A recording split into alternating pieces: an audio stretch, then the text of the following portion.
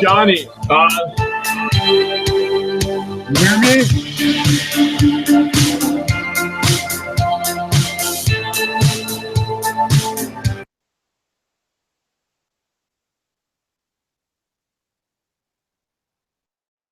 Hey, what's up?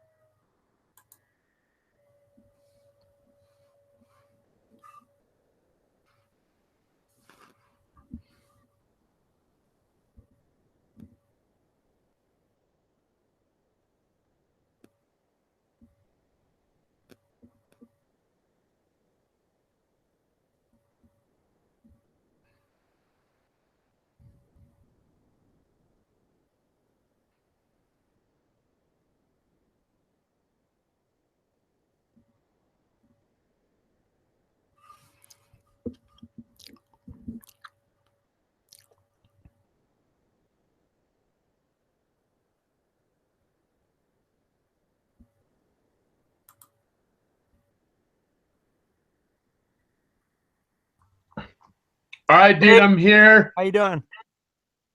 Able to see me because this video is not. We had some technical difficulties, man. But I'm here now. Can you hear me? Yeah, I just can't see you, but I can hear you. People know what I look like, man. I don't have to be seen. There's something wrong with the other computer for some reason, man. Okay, so now if you have your YouTube link open, make sure you mute it. Okay, the YouTube link is not open now, man. Okay, cool. All right, well, we are live, and everybody, this is Jonny Vegas here with Ministry of Lacrosse live on YouTube, and my guest today is Chris Kempton. And Chris, why don't you tell the viewers a little bit about yourself, and then we'll get right into your story. The nitty gritty, huh? Yeah. All right, man. Well, so are you still there? Yeah, I'm still here. All right. So, all right, man. Well, here's the deal. So, I started playing lacrosse. I think I first got a lacrosse stick put in my hand by my cousin, Gerard Fay, who actually graduated from Chaminade High School, went on to play at University of Hofstra, and coached at Adelphi and a few other schools. You know, like in my family, basically coming up, if you didn't play hockey or lacrosse, like, you know, you were kind of the odd man out. So the first time I actually went to lacrosse camp and actually walked out on the field, I was in 7th grade. It was at Chaminade camp. You know, I was there with guys like, you know, Ryan Moran, Tim Brown, etc. It was my first real introduction to the lacrosse community. Yeah. I later went on to play at Chantilly High School, who's now a perennial powerhouse in Northern Virginia. They've won a few state championships. You know, great lacrosse school. Great team to be a part of. I was one of the plank owners of that program. I went on to play at NDNU after I got out of the military.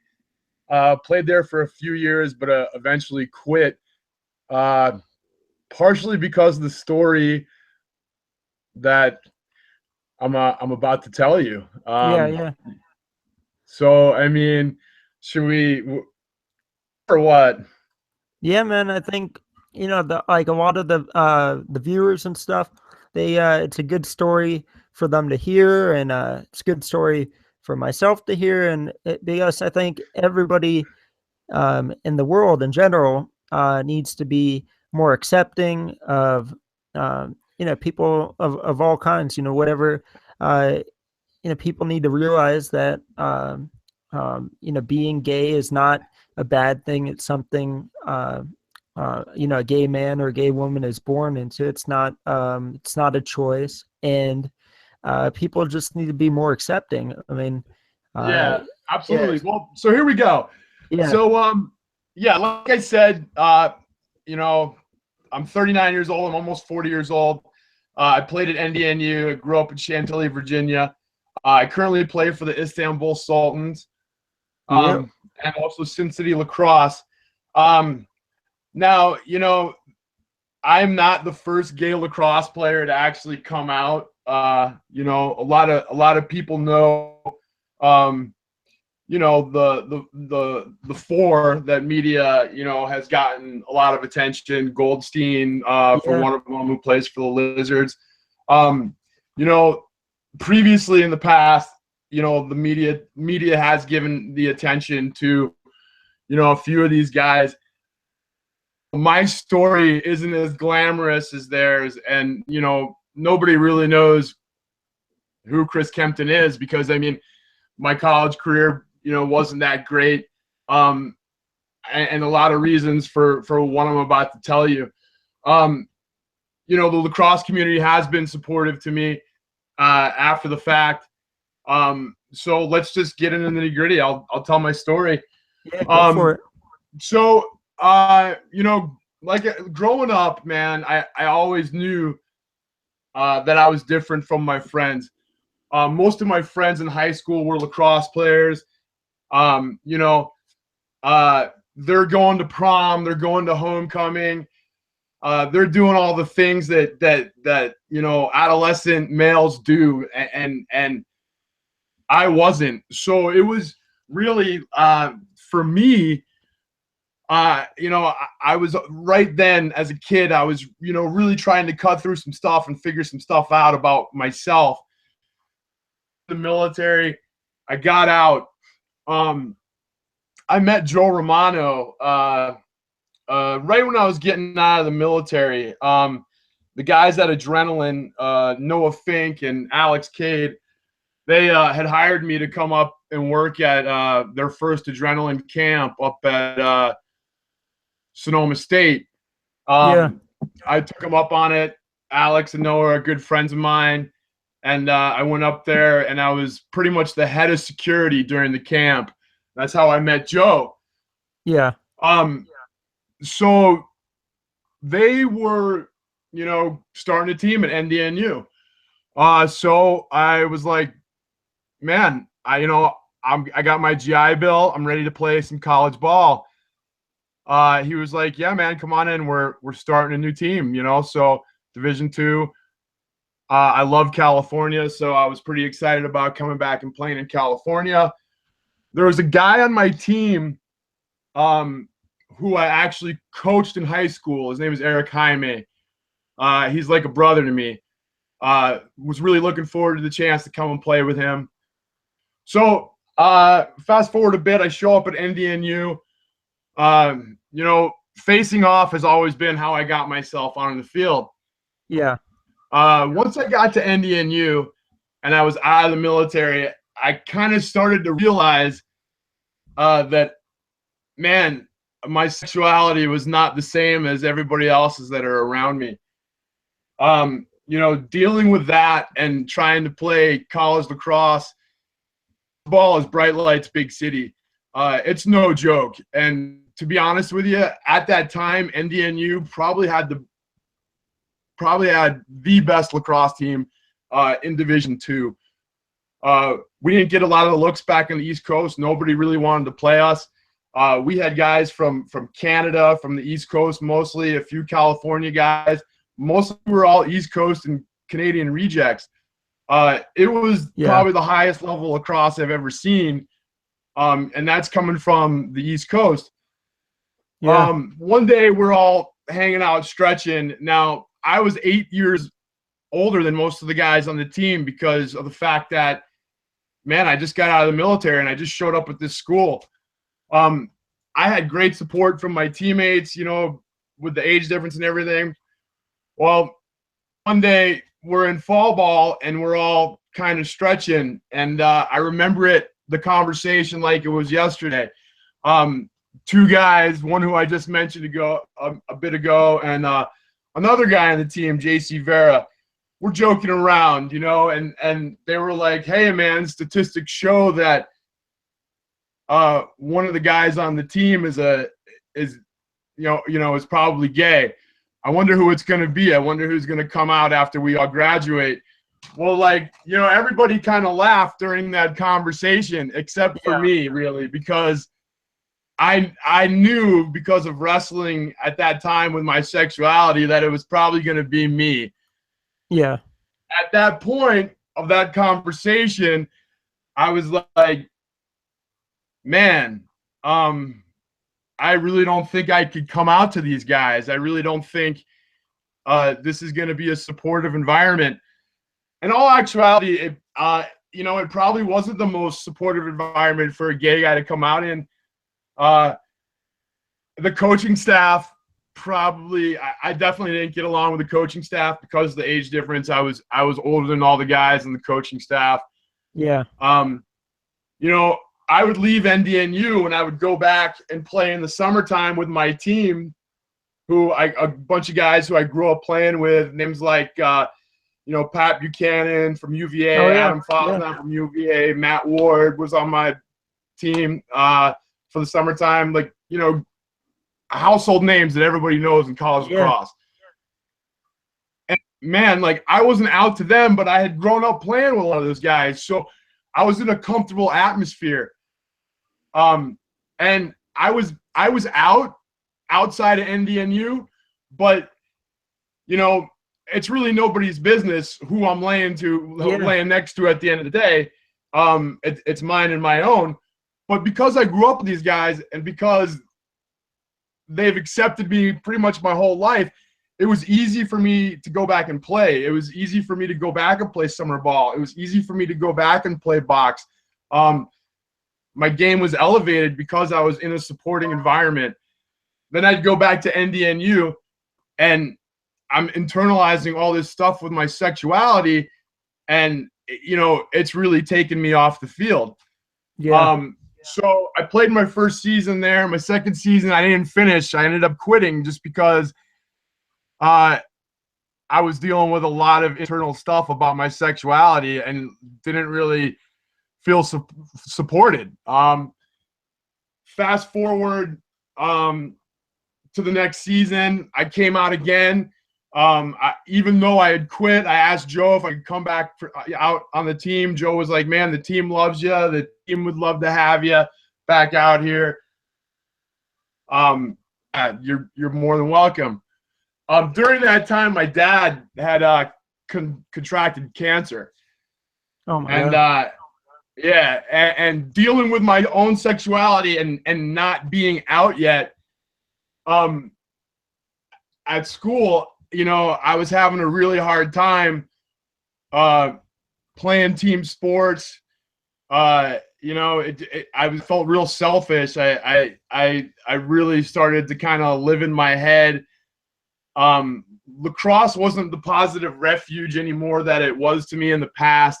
I still had a lot of friends on the team, but going through this internal battle, this internal struggle was really tough for me. So I ended up quitting the team, and I turned to drugs. I turned to anything that could really numb me down, and anything that could kind of get me from feeling that internal struggle that I was going through with my sexuality. I started using heroin. I started using opiates. Anything that could kind of turn that off. Yeah. In the same time, I still needed an outlet. So I started training down at Fairtex in Mountain View. I started doing Muay Thai. I wrestled in the military. So to me, it made sense. It's really hard to train when you're strapped to a drug addiction, Yeah. I can only imagine. So Oh yeah, it was tough, but I was still getting it done. Well, fast forward a little bit, right before I graduated in May, my dad ended up passing. Damn, I'm sorry to hear that, man. And I was like, man, this is crazy. I moved down to San Diego. I got back out on the lacrosse field, playing summer ball with guys who I had played with before, so it wasn't a big deal. I was training MMA. I was doing jiu-jitsu. I worked out of a gym called Undisputed. I trained jiu-jitsu under a guy named Barrett Yoshida. I worked at the gym. I trained fighters. During this time, man, I was still going through some pretty serious stuff, because here I'm out and I'm in a relationship with a guy, but I'm not out to my buddies at the jiu-jitsu gym, like, yeah, I really didn't know how to handle it. And then finally I was like, you know what, forget it. I'm coming out, like, I'm gonna come out via Facebook, whatever.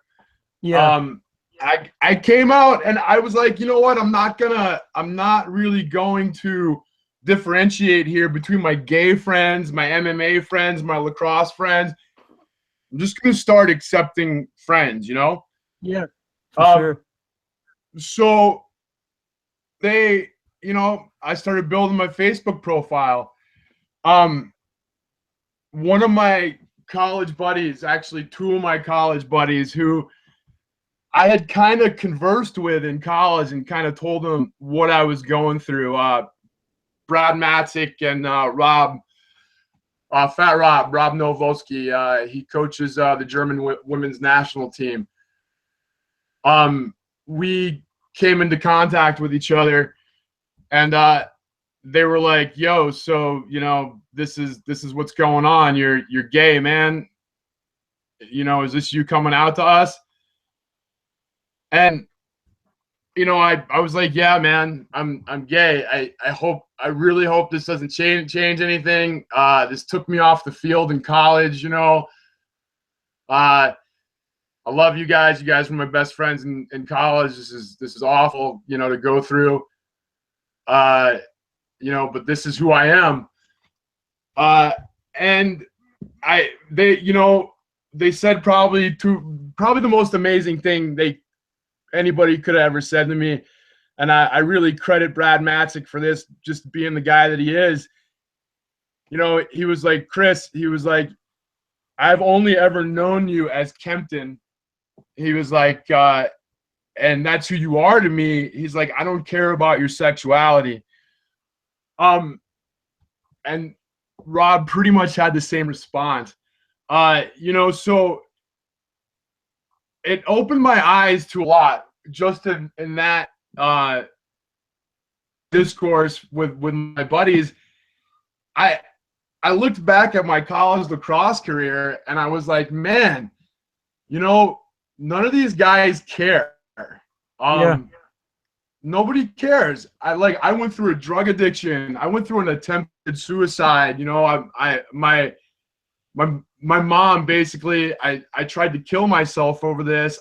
I was staring into a mirror one night, and I was on the phone with my mom, and I was like, "Mom, it's done.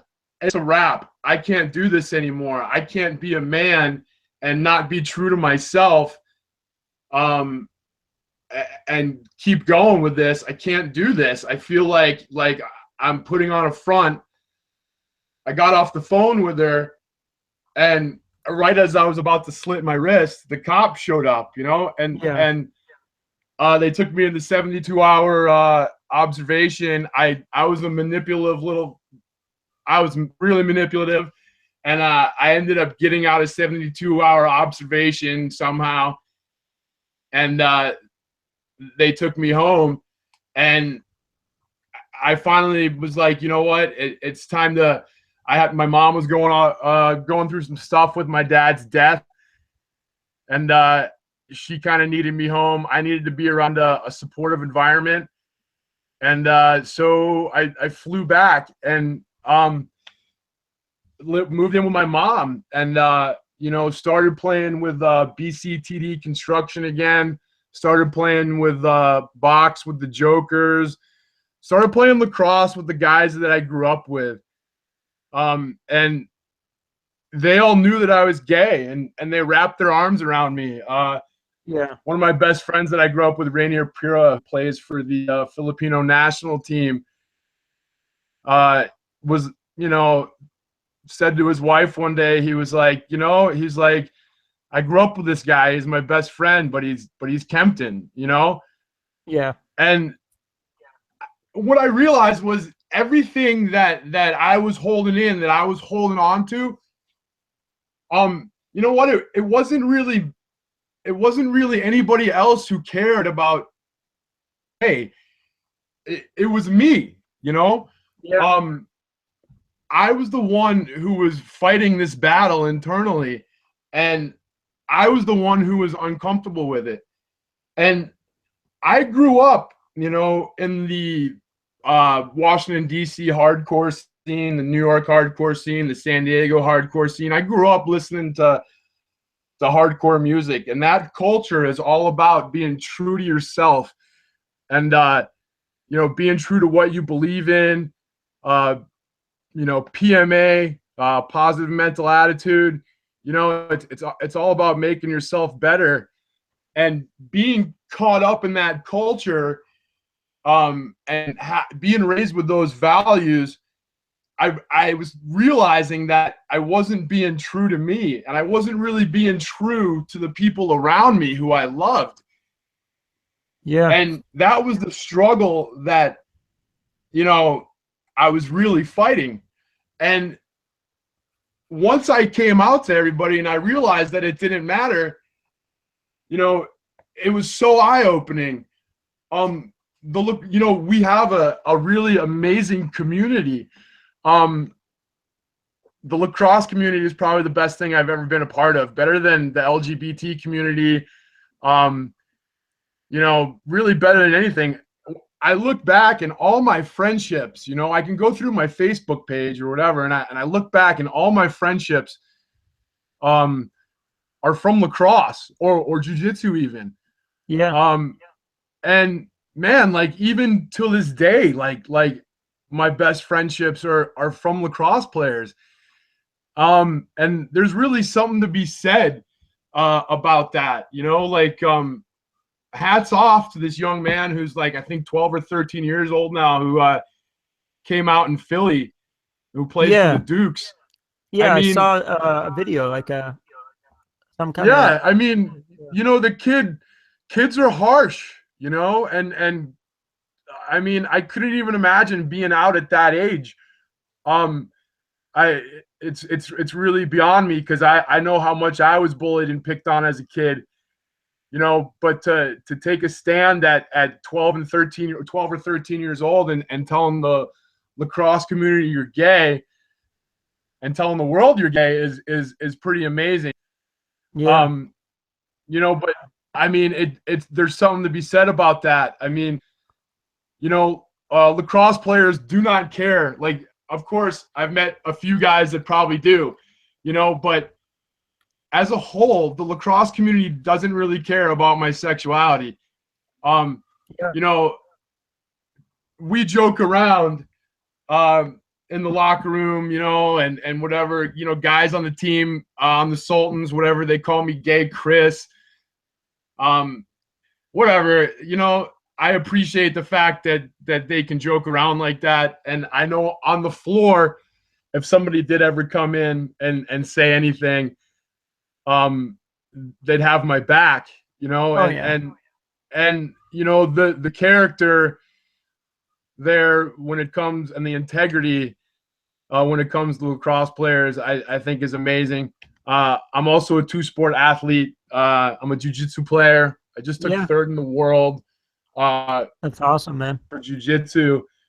And, you know, like I realized in the past that I was really the one holding myself back. You know, I guess the moral of the story, for so many kids now, when you look at the statistics, I was reading the other day, like it's something like 1 in 100 boys are gay. So if we think in terms of lacrosse and we look at like the Final Four, there's about 23 guys on every team. So the statistics kind of say that there's at least one guy. Well, I know for a fact for me that one of the attractions to lacrosse was obviously the physicality of it. I know I can't speak for like most gay men, but I know like just being a man, sports that are as physical as lacrosse are definitely attraction to a lot of guys. So to say that, me and the 3 other gentlemen who have come out in the past and the 1 female who have come out are the only gay lacrosse players is a joke, Oh yeah. There's got to be plenty of us. The number has to be huge. It's just that people haven't come forward and said it. And people like you and the rest of the people that have come out publicly, it's only going to do good for the sport. I mean, it's going to do good for society, but also for the sport, because then it lets more people that are dealing with the same things know that it's okay to come out, that you guys went through it and you guys have gone far and beyond what they might think their potential would be. So yeah, I mean, definitely. Since I've come out, like it's definitely changed my game up. I'm super grateful. I'm super grateful for that I've had the opportunity to be an Istanbul Sultan. I'm super grateful for Nick Peterson, one of my best friends, who gives me the opportunity to come and play for Sin City Lacrosse Club. We got Battleborn Lacrosse Tournament. I mean, the Sin City Lacrosse Classic coming up, right around the corner. My team was playing in that too. Yeah, man, it's going to be pretty awesome. I'm pretty excited, but these guys have given me really an opportunity to I'll speak in I worked in mental health for a while, so I'll speak in mental health terms. They've given me the opportunity to complete the throw. I went through hell, dealing with my sexuality, internally, and they've kind of given me the opportunity to revitalize my lacrosse career. They've helped me find a new joy in playing the game. They've if anything, they've taught me some pretty valuable lessons. Like I said, nobody cares, but they've also given me the opportunity to teach people some valuable lessons. You can't see me on the screen right now, but you know what I look like, Johnny, and most of the lacrosse community knows what I look like. I'm a tattoo artist. I'm a DJ. I'm covered head to toe with tattoos. I really don't look like, your quote unquote typical gay man. It's not like I advertise my sexuality. It's not like I shake your hand and introduce myself to you and say, hey, my name is Chris Kempton and I'm gay. But when people come to find out who I am and that part of me, comes to the surface, they're pretty blown away. Because society's image of a gay guy is what we saw on Will and Grace, hair on fire, lisp, everything. Society doesn't really think of a gay man as this masculine athlete, tattooed, ranked in the world jiu-jitsu player, face-off specialist. They don't, none of that lacrosse player, none of that stuff really enters their mind. You know, they think of like shoes, shopping, all that stuff, you know? So, yeah, I mean, when I played against you in Vegas last year, and when I met you on Facebook and stuff, I mean, you had the long hair, the mustache, and the tattoos, and especially playing against you, you were like the toughest guy on that team. You know, I mean, there's a lot of tough guys on the Sin City team, but you know what I mean? It's like you have that look of, you know, I don't want to mess with this guy. You know, if you get in a fight with this guy, he'll F you up or something. You know, you got that tough guy look, which is not stereotypical of what people think, you know, for a gay man. yeah, definitely not, you know. But you know, it's not really, I don't do this, you know, for me. Like, this isn't about me. Um I do this for everybody else, you know, like um I credit a lot of the guys who came before me, a lot of the men who fought for equal rights. Um, you know, some guys that I was even in relationships with, you know, they really paved the way as far as, you know, fighting for our equality. Now that those men, because of their efforts, have given me a chance to be out and to be comfortable in society, you know, I owe it to them to be out. I owe it to them to be true to myself. And I owe it to the guys and girls who are younger than me, who, you know, are athletes, who want to participate in team sports, who, you know, are made to feel like they don't belong. Well, you know what? No, you guys do belong, and your sexuality doesn't define whether you could play a sport or not, or whether you're going to be good at it or not. And, you know, I think, you know, society in the past has really, you know, made kids in general feel that way, you know, like, you need to be a man, you know, you need to, like, this is what men do, Yeah, you you need know, to get your kind of hands dirty. attitude. Yeah. And that really has a pretty devastating effect on our youth, you know. Yeah. So, like, I do this so kids realize, hey man, this guy is gay, and he's just like me. And, you know, he plays this game with you know, reckless abandon, and every time he steps out on the floor, he plays with intensity, and he doesn't, you know, let his sexuality, you know, get to him, and Yeah. you know, he doesn't let what anybody else thinks about him, you know, bother him. And that's who I want to be. You know, that's the example I want to be to the future of lacrosse. This game is growing so much. You know, we look around the world. Gosh, I mean, we got lacrosse in Turkey now. We got lacrosse in the Philippines. We got lacrosse in countries in Africa, you know. And as the community grows, there's going to be more kids struggling like this, you know. For sure. Even like, I hate to make this a political conversation, but, you know, even with today's political climate, you know, we got a guy who was the governor of Indiana, I mean, and he is totally in favor of electroshock therapy. Jeez. And he believes that, you know, it's a choice. And, you know, honestly, Johnny, like you said it earlier, like this isn't a choice for me. Yeah. Like, and that was the hardest thing, I think, for me to deal with. It's not a choice. This is who I am. Yeah. I wouldn't choose to lose friends.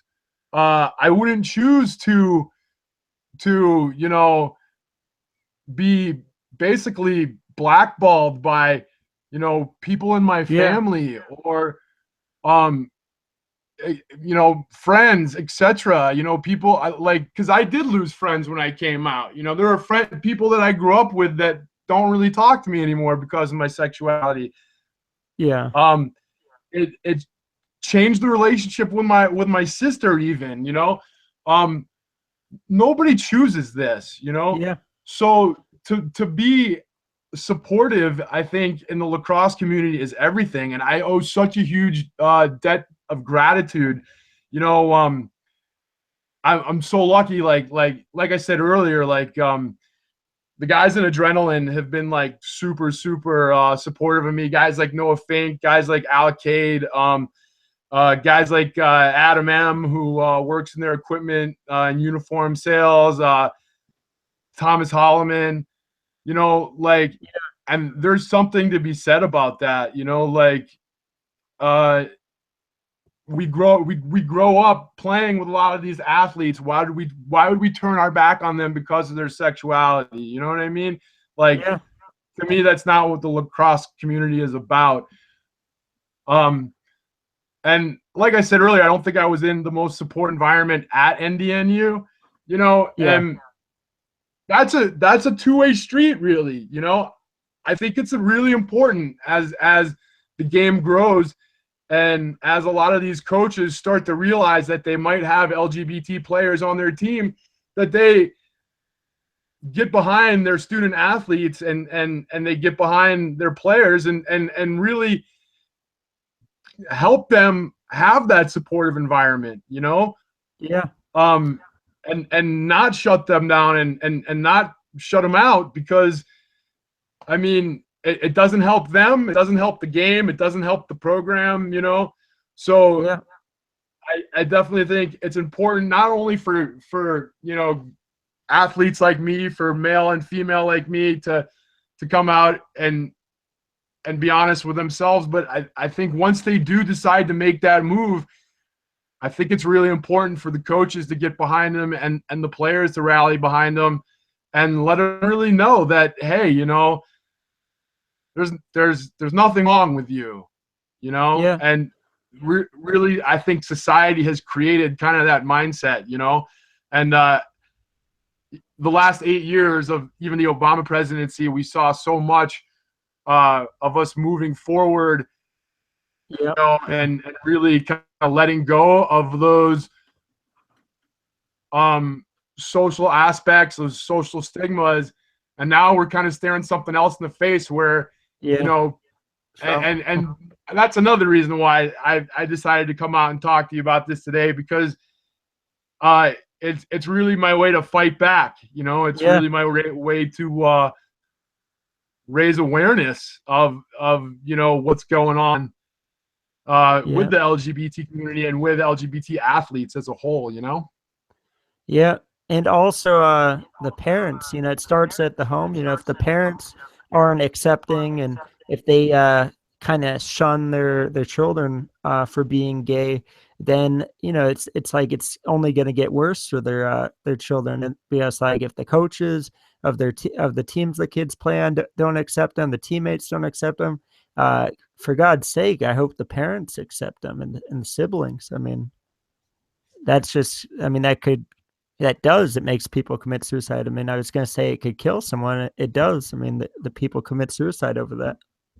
Oh yeah, I mean, it definitely does. Like I said earlier, man, I was there, you know, like I know what that's all about, you know, and we got to provide a supportive environment for them, and you know, like I said, I'm grateful now that I have, you know, come out and I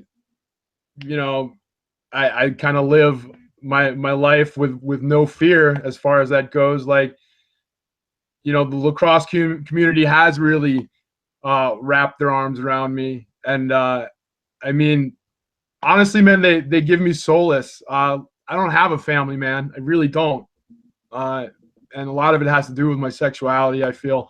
The lacrosse community is my family, and I'm super grateful for it. So, you know, this is my way to give back, and this is my way to just be upfront and honest with everybody. Like,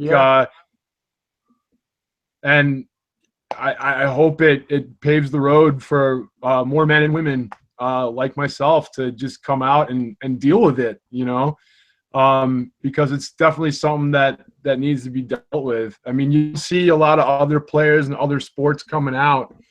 Football. No, you football was, Ezra Tuolo, back in the day, who's actually a friend of mine on Facebook, football player for my favorite NFL team. He came out years ago after he got, let go of the Vikings.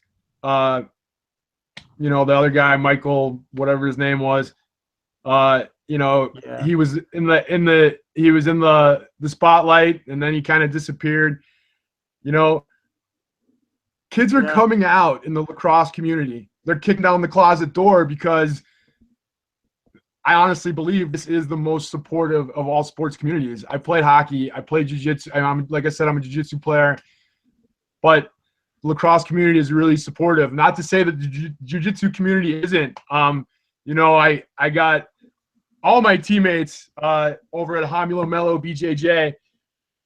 They all know I'm gay. Guys I compete against, I'm sure they probably end up finding that at some point. All my old teammates from Undisputed, the Foci Familia, all those guys, they all know who I am. They're not afraid to get out on the mat with me. If really, when it comes down to it, is if you have a problem with if you have a problem with somebody, that's your problem. Yep. Yeah. And it's definitely not mine. If you're not gonna like me because of my sexuality, well, that's on you, buddy. Yeah. Especially this day and age, it's like decades ago. It was much worse. Now it's like people really need to get over themselves and just start accepting people for who they are.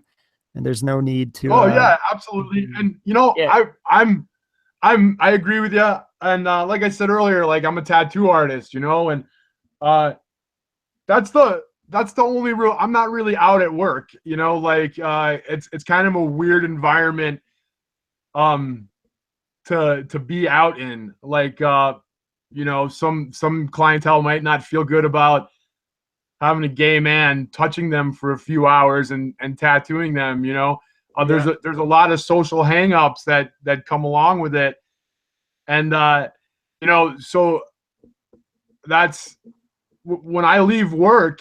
And I close my, tattoo station down at the end of the night, it feels good to be able to walk out in the lacrosse field and be myself and not have to feel like I have to hide. Feels good to walk out in the jiu-jitsu mat and be able to be myself and not feel like I have to hide. I don't really feel like I have to hide anything in the tattoo industry because, at the end of the day, it's really nobody's business. Who I work with, sleep with at the end of the night, whatever. But just having the community provide a place of solace for me is great. And I want other athletes to be able to feel that too, Yeah, for sure. And you're doing a great job, getting the message out there to help other people that are going through the same thing and other people that might be, might start to go through the same thing, just like dealing with their feelings and stuff. And anybody that plays against you or that plays with you alongside of you knows, how good you are at lacrosse. And basically, I look at you as just another person, another human being. I don't say, hey, that's gay Chris, or not to put anybody down that says that, but that's not. I look at you as Chris, Chris Kempton. I don't really add any labels onto you. Yeah, and like nobody should, but but it's definitely like not something that I like frown upon. To me, it's like, man, like. It's a lot of guys' way of saying, hey man, I care about you, I think it's the context, that it's used in, like, if it was like, oh, that's gay Chris, or, it's like, but they're saying it in like a friendly way. Like, there's other, definitely, and that to me that's great. Like if you feel like your relationship with me is that comfortable, man, then man, Yeah. go for it. But one thing though, if there's like a new teammate that you've never met before and he feels comfortable to just say that, I think that's wrong. They got to know you on a more personal level. Like, I don't think a guy that you just met, a new teammate, should go ahead and just say that right away. Oh yeah, I don't. That'd be kind of weird, but I'm grateful and lucky that most of the guys that I play with, I've played with for years, and I feel like a lot of the teammates I have, they're not really teammates to me anymore. They're more like family. Like, Yeah. I mean, guys like the Sultans, for example. I mean, man, like I'm so lucky to have played with guys like Corey Shires, Justin De Silva, Eric Klein, to name a few. Yeah. Like,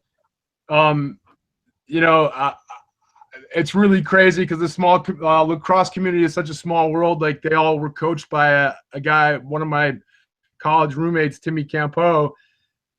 And,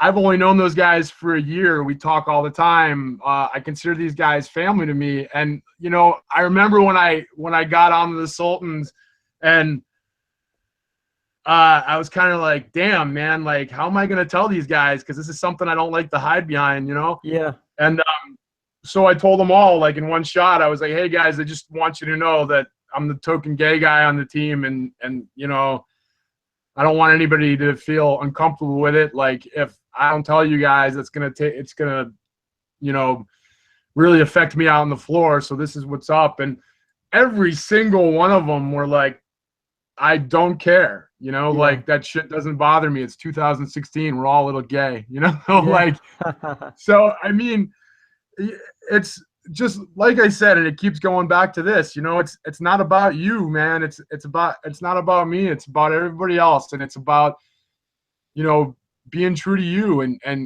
coming out and letting the world know that there's nothing wrong with this, Yeah. And like I said, that's why I'm here today, man. And I really thank you for giving me the opportunity to be on your show, man. And Yeah, man. and us talking the last few days, few weeks leading up to this, man. I think it's really important to let this message ring, throughout the lacrosse community. Like, Yeah. and I mean, if we have to touch on it again at some point with somebody else, we will. But Yeah, for sure. like, I'm really proud, honestly. Like, I'm really proud of the lacrosse community for being this example to the rest of the sports world, because you don't see it in baseball. You don't see it in hockey. You don't see it in any other sports, man. But there's, if there's 5 of us, if there's 6 of us, there's way more of us. Oh yeah, totally. Yeah. So, as how much time we got left, Johnny? Because I think we're pretty much done here, man. Yeah, man. I think you told your story, very well, and I think that everybody that's going to watch this is going to get a lot out of it. One thing I'm going to edit this a little bit to make another video where it's just our interview, because there's like an hour and some, with the technical difficulties, so people would have to skip ahead. But so there'll be a new link up. This one will be up right away. It's archived, but I'm gonna put a new one up with the interview, just without where you have to skip through the music. Oh, yeah, I got it. Sorry about those technical difficulties. No worries, man. If you could give me 1 second, brother, yeah, I want to give a shout out to all my sponsors who support me and my teammates. Bite Me Mouth Guards. They're super supportive. Like I said, the Fokai Familia, one of my BJJ sponsors. Also Breakpoint FC, one of my jiu-jitsu sponsors. Big shout out to the Sultans, the Istanbul Sultans. A lot of stuff going on in Turkey right now. So, I'll definitely want to give the Sultans a shout out. And Sin City Lacrosse Club, super thankful for those guys. And right around the corner, Nick Peterson is hosting a really awesome tournament the Sin City Lacrosse Classic, and it's growing. We're up at 12 teams this year, so really looking forward to getting out on the floor with those guys and doing battle, and also looking forward to seeing you, JV. Yeah, man, it's gonna be awesome. We got my team. It's a full squad this year, so we're not gonna have to pick up any ringers last minute. Luckily, so we've got a good squad, and we're looking forward to playing. I'm sure we'll play against you guys as well. Awesome, brother. Well, I really appreciate you giving me the opportunity, and like I said, much love to the lacrosse community. Yep, and everybody watching, this is Jonny Vegas reminding you to grow your game, and remember to grow, you got to play. Happy lacrossing, everybody. Until next time. Awesome, JV. I'll see you later, buddy. All right, man. Take it easy.